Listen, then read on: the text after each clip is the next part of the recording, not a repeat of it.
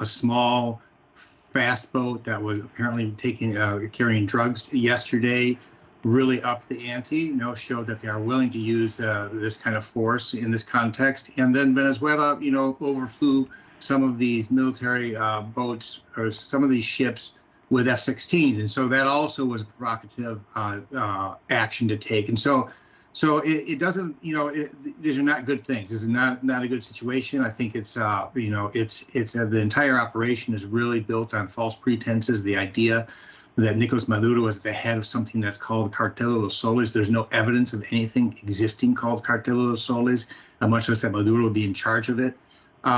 So there's a lot of questions about this whole operation, and unfortunately, we're starting to see, some actual action from it. It's a really interesting point, David, because if we listen to Marco Rubio, if we listen to Pete Hegseth, who talk about the kingpin being Nicolas Maduro, and when we think of cartels, and which is labelling them as terrorist organisations, and we think of, say, the Sinaloa drugs organisation, from your knowledge of the Cartel de las Soles, how does it compare? There is no Cartel de los Soles. No, what there is drug trafficking in Venezuela that are small groups. Some of them work through the military. Many of them, as everywhere, have some sort of inroads into the government.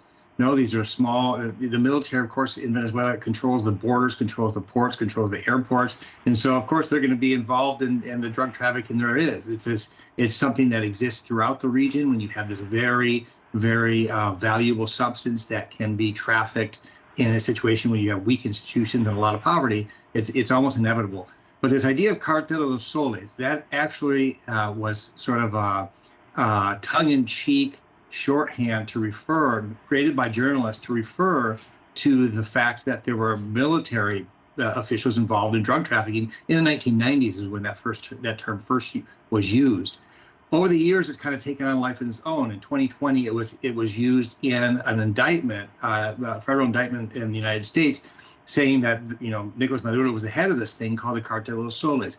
But there's nobody that would say they're part of Cartel de los Soles. There's no director of Cartel de los Soles. There is nothing that you could say an art organization called Cartel de los Soles. That is something that was originally almost a tongue-in-cheek sort of shorthand for military officials involved in drug trafficking. But now it's become this thing, which is very useful if you want to try and say, Nicolas Maduro is the head of this thing and it's terrorizing the United States.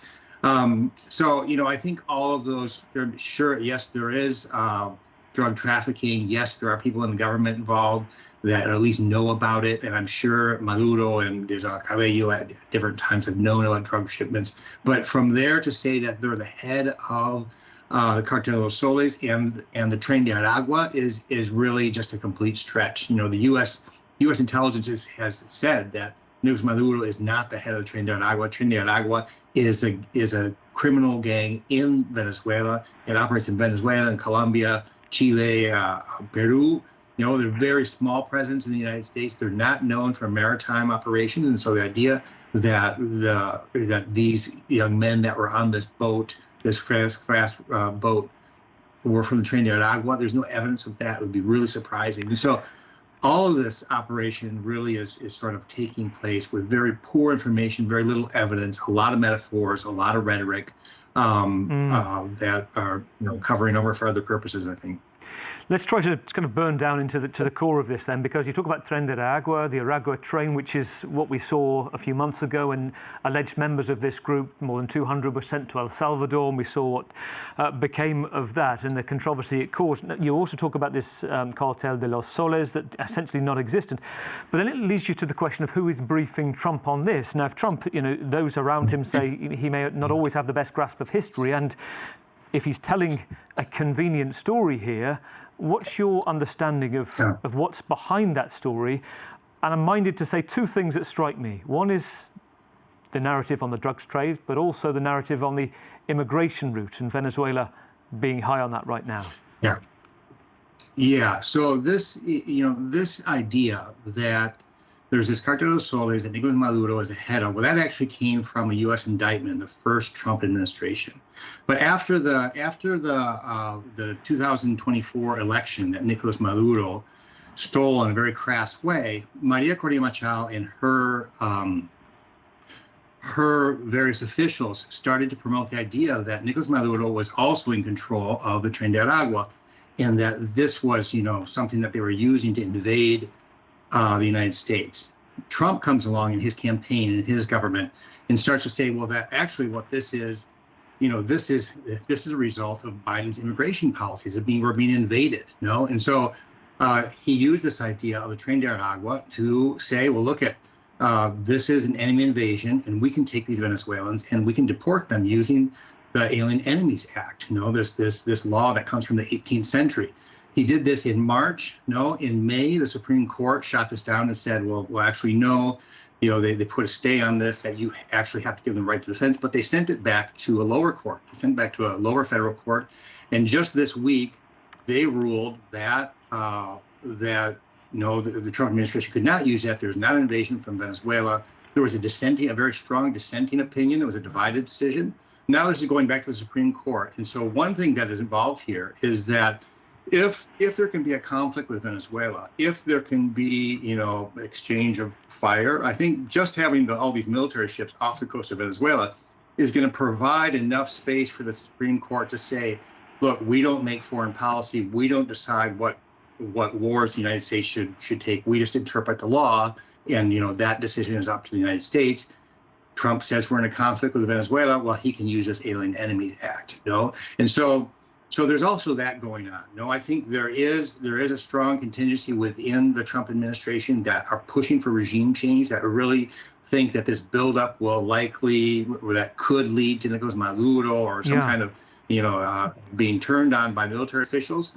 There's that going on, and I think there's also this desire to be able to use the Alien Enemies Act going on, this immigration issue. Let me ask you a brief point about what you think this does for the reputation already sullied of Nicolas Maduro, and within the neighbours as well. This is a region where clearly you've got US warships, and not all neighbours are openly hostile to Maduro. I guess oil speaks for itself as well in that region, doesn't it?